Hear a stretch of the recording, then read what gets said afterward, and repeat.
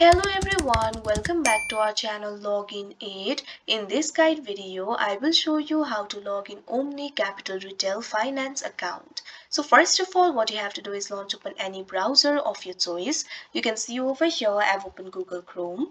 Now click on the search bar that you can see at the top. Now simply type in Omni Capital Retail finance.co.uk/my dash account. Press enter.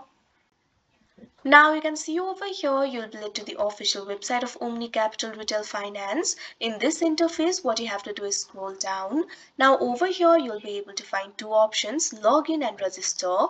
If you do not have the account yet, you can simply click on the option register and register the account for yourself. But if you already have the account, simply click on the option login that you can see on the screen. Now you can see over here you'll be led to this kind of interface. From here you'll be able to log in to your account. All you have to do is provide your email address and password. So first of all, click on the field of email address. Now enter the email address over here. Similarly, click on the field of password and enter the password. If you have forgotten your password, click on the option forget your password and you'll be able to recover it.